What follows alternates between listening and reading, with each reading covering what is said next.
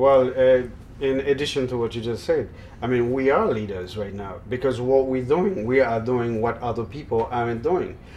We are, for instance, the fact that we pick up and we went to Haiti when everybody else within their luxury at home with their wives and children, and they don't want to go to Haiti because of cholera. Well, we went. We didn't care. I mean, it was a risk that we had taken at the time that we went. I mean, we have families here too. But hey, that's what makes us who we are. I mean, we went there. We talked to the people about subject that matters to them, and we come here so we can share with the rest of the world. And people, you don't understand the work that we've been through in Haiti.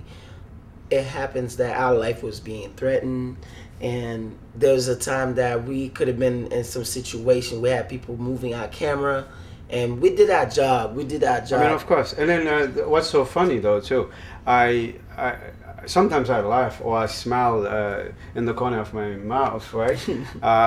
When Haitians, many Haitians here, they love to brag about how caring they are for Haiti, how patriotic that they are about, you know, their country and stuff like that. But it's all talk. And they do that on the internet a lot, and they do it on the radio, some of them.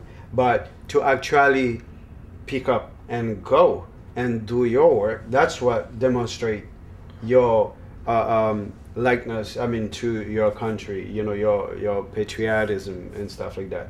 And that's what we do. And then so when we're talking on Facebook or YouTube, no one can come and tell us that, hey, we just all talk. No, because we have demonstrated through actions, you know, the things that other people don't do. And I want to say thank you to those friends that contributed for me to go to Haiti, and friends on Facebook and my telephone, that's my closest friends. And next time we go to Haiti, we have a list of people that we need to thank. I mean, I would like to thank Georges Hippolyte in New Jersey, my karate teacher, Renaud. I would like to thank Theodore Bien-Aimé, and I would like to thank Marie-France Desrivières, all of them, Kate Lee, Guillory, for supporting us, you know, in order to make this trip possible, because they understand the concept of what we wanted to do, and we needed this little sponsorship because we wanted to buy radio communications. We wanted to buy, you know, certain you know, materials, that equipment. Exactly, that was very necessary. But again, too, to so many other friends that I've you know, reached out to them, and they made promise, and then they didn't, you know, live up to their promises, and shame on you. I will say their friends too, those friends that contribute. I have a long list. If I start saying, I'll spend too long, but we'll write it in the back of the thing. In the back. We'll put it on the screen. Yeah, we'll put it on the screen to say thank you. And some of them too, which we inform them that they will be having a copy of the CD when we finish the whole thing. It's gonna take time because we have a lot of footage about Haiti. So we don't want to be ungrateful to them. Oh, you know, there is something very important that I would like to elaborate on in terms of, you know, how they always say, like, does everyone need to be the, you know, president of Haiti in order to do for your country? Well, if you understand the Haitian politics, this is where the problem is. A lot of us would like to do so many things for Haiti, but if you are not an authoritative figure, you are not in politics, then they're not going to allow you to do certain things. So that's one of the reasons. I'm not saying that's the only reason, but that is one of the reasons, and probably why Sweet Mickey or Michel Martelly wants to be president, because this is a perfect example, okay? He sees the need of so many Haitians in way before the earthquake. And then he went and tried to get about some thousands of houses, okay, built for a group of people that were in need, right? He couldn't get the land from the government, which he made a request And the government and presented the project to them, right?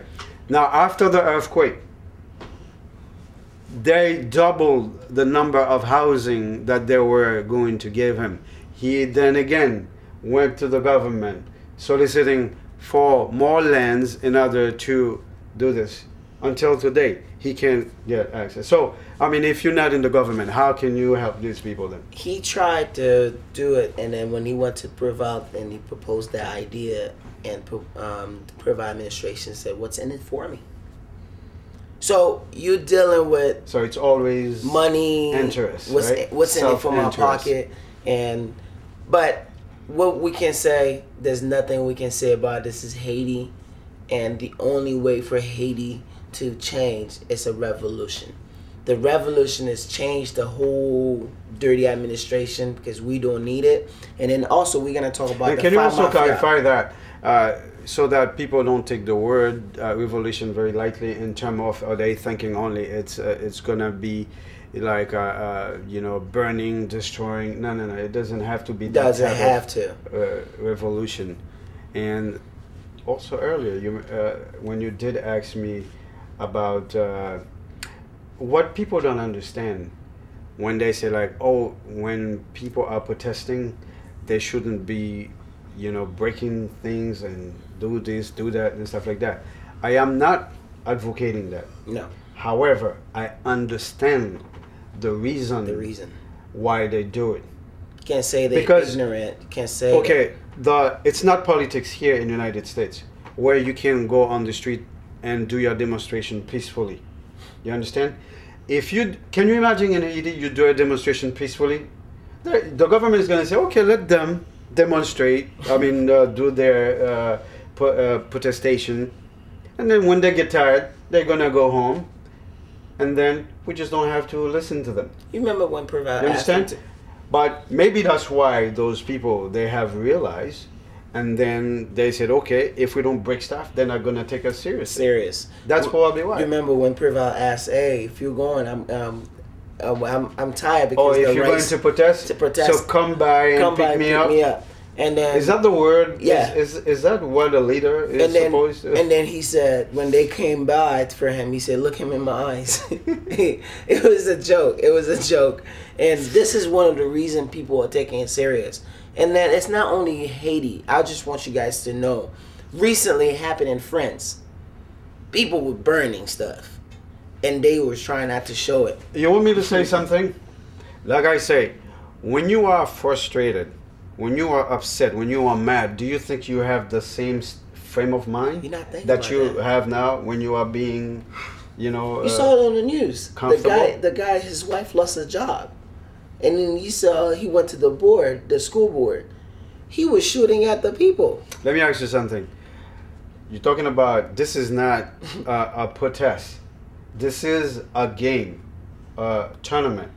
Okay, when Red Sox wins, for instance, out of joy, don't people like take car, flip them over, burn stuff right here in Boston? In Boston. So is that a revolution?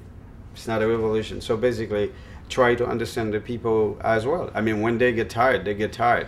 And I just want to continue to tell young Haitians that are going to school here, please take it serious, because there's some kids. There are some kids in Haiti that they pray every day. They could have been in your place.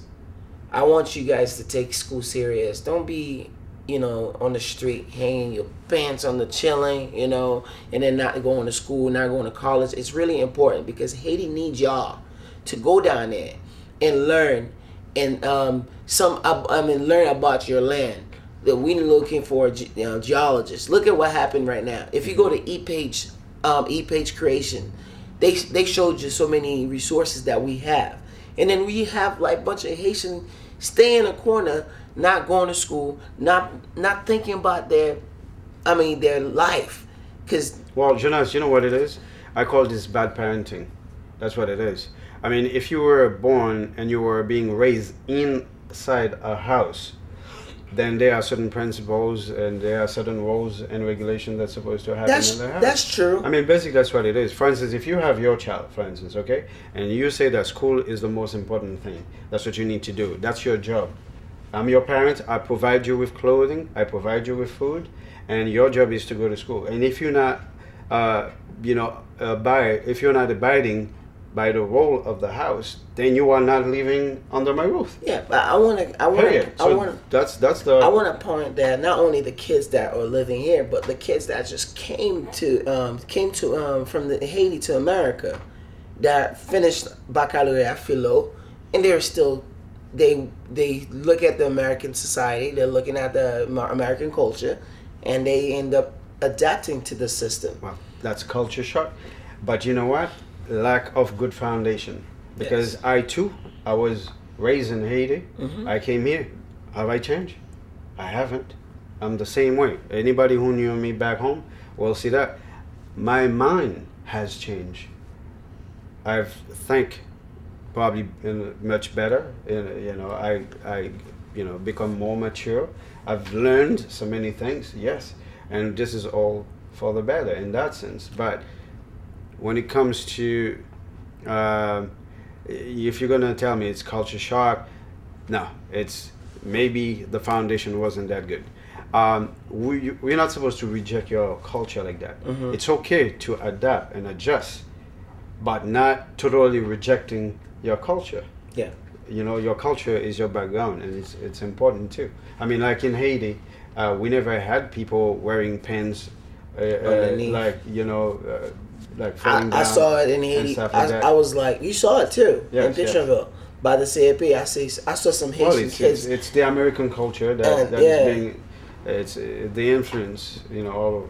Yeah, it was ridiculous. When I came to from Haiti and I came to America, I have my friend right here. He will tell you, every day I fight. Every day. There was nothing, I know every day. I know all I think about is fight, vagabonds, this. When I came to America, people see me, they're like, oh my gosh, this guy changed. And they thought I was going to adopt the system, but I was in the system and I know the system what it was. And then I said, I want the future, because if I want the future, I want to act straight to be. Well, that's right. It's good surroundings is very important. The cycle that you're growing up, mm-hmm. Is very important, and you also have you need to have objectives in life. I mean, knowing where you want to go and set up a goal and try to follow it. I mean, if you don't do that, and like I said too, to have a person that is looking over you as far as family members that's very important. Thank you for talking with Haitian Jonas and on camera. It was a pleasure to have you guys watching Haitian Jonas, and thank you, Mr. Bello. It's always a pleasure to have you, and thank you for Facebook, YouTube. We love you. Thank you.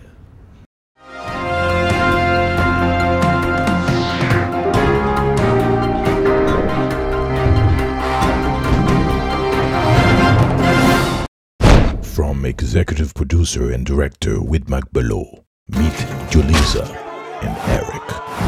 We're finally here. They moved to a new city in search of a better life. Yo, taxi! First time in Boston?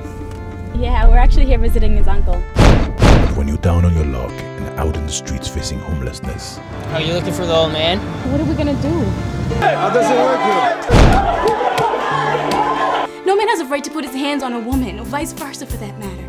The money! Only cowards like you enjoy abusing women. A lesson he will never forget. Whitmac Bello. Struggle. Coming soon. Parental guidance is advised. 16 years on the air, 16 years of hard work and services. We bring the entertainment right to your TV set on a weekly basis. On camera, we'll take you there.